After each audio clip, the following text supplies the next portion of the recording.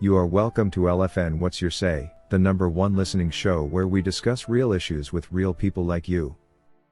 We are still featuring R. Kelly, real name, Robert Sylvester Kelly, also known as the R&B King. The manifestations of the R. Kelly case, and in particular, the RICO charges against him have caused the whole nation to try and better understand the Racketeer Influenced and Corrupt Organizations Act, also known as the RICO Act, which was added to the U.S. laws back in 1970, and later endorsed by President Reagan. As claimed by the government at that time, the RICO Act was solely meant to help net the kingpins involved in high-level racketeering, to galvanize illegal drug trade and related violence. While these criminals would be apprehended, they always proved difficult to pin down in the courts of law, as there was insufficient evidence to pin them to the crime, and all the government was left with were tax laws to try and make them accountable. What the RICO Act does is enable prosecutors to target the whole enterprise behind anyone who commits any of the stated crimes, and to subsequently indict any of these enterprise members to any of the crimes committed by any member of the organization. This allows for leaders of the gangs to be prosecuted. However, things took a turn in the 90s when the RICO Act was no longer a reserve for the mafias, but was adopted to crack down on numerous street gangs, especially those within the African American communities. This is how the RICO Act began to take shape as a law intended to prosecute people of color, when it was discovered that 86% of RICO cases involved African Americans, who steadily filled up America's prisons. The RICO Act clearly ignored the realities of those who resided in less privileged communities, and found themselves involved in gang-related activity as part of their social problems. The act allowed prosecutors to hold everyone responsible for the worst of crimes anyone in their social circle committed, technically assumed the gang had done. While the government used the RICO Act to target the gangs, they also essentially targeted the black communities, with the biggest takedown in 2006, when New York City was raided by security personnel more than ever before. So many people were taken into custody, and using the RICO Act were sentenced and imprisoned. Even those that were not involved in crime were taken in, just for belonging to these social groups. The RICO Act sort of says, do not hang out with a criminal, disregarding the fact that you may not really know that a member of your social group has any sort of criminal intentions. As the government prosecutes R. Kelly's case, their application of the infamous RICO Act has raised eyebrows as to how this law is being misused. So many people have picked interest in better understanding the act and what it means, especially for the African American community. Jennifer Bonjean, R. Kelly's new attorney on the case, has pointed out related cases in the past that involved white defendants, where the government did not apply the RICO Act and its subsequent charges. T has seen Bonjean ask, where are the RICO charges for prominent white defendants? This has further clarified on how this line of legislation is being used as a racial tool, only intended to criminalize and charge black people in the U.S.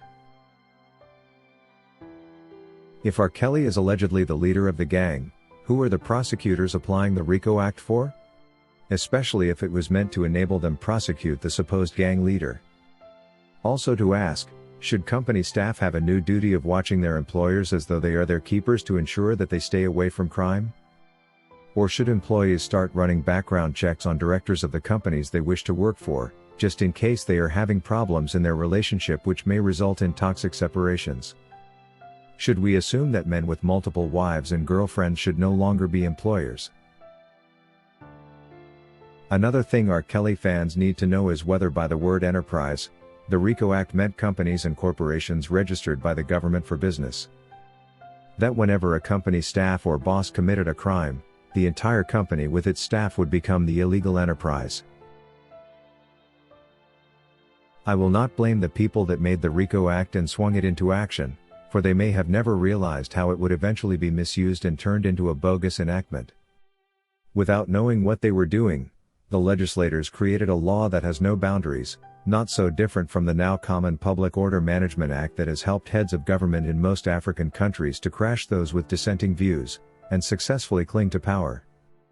It's hard and painful to admit the fact that even here in the US, we can create and maintain such boundless laws, and watch while they are misused by our own government to achieve selfish objectives that are slowly increasing the racial rift in our country. What beats my understanding is how time and again R. Kelly's attorney has brought this matter up, but had been repeatedly ignored by the judge Ann Donnelly, who seems more interested in sending R. Kelly to prison for as long as possible, rather than serve justice to both the defendant and the accusers. Even when it was made clear to her that R. Kelly deserves to be heard in Chicago before he can be sentenced, in order to prevent a conflict on interest during his mitigation submission, she insists on reading out his sentence as soon as possible. For a man who is already in jail and has been there now 3 years, what is the hurry for? What's the difference between sentencing R. Kelly now and later in August? According to Ayanga, quick to sentence can be an indicator that the government is worried about the digging Jennifer Bonjean is successfully doing into how the R. Kelly case was handled that may make the planned sentence rather unacceptable by the general public. They are probably concerned about the possibility of a new movement that will suggest unmute the R&B king. Clearly, they are not ready for this, and so, they will hijack the plane before it lands. There is a comment Judge Ann Donnelly made that made me think the sentence has already been predetermined. In her opposition statement to Bonjean's request to push forward, she said his accusers have waited for justice for so long, like she already knew the sentence will be the maximum possible, and acceptable by the accusers. She left no room for doubt that maybe the accusers will remain dissatisfied with what will transpire. According to Brianna, this RICO Act has been weaponized, and currently the guns are pointed at the black celebrities. R. Kelly is simply a victim of this poorly defined law that does not have a definite purpose, but can be used to send anyone to prison for as long as 25 years to life. I think it's time for America to review all its laws, which may not necessarily be sectarian in nature, but can be misused to that effect. Our country has come thus far, and cannot be the one still creating and enforcing such bogus enactments that can be easily misused. I do not expect this country to have room for any sort of unchecked power which such an act is providing to the judicial system.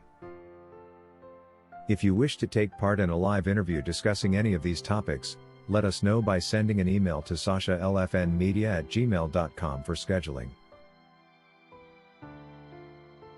Thank you for watching today's video, a production of LFN Media, giving you another perspective of issues at hand. We make it our business to keep you updated with the truth amidst the cloud of lies the media wants you to believe. It is therefore important to subscribe to this channel, hit the bell icon and allow all notifications so that you don't miss out whenever we publish a new video.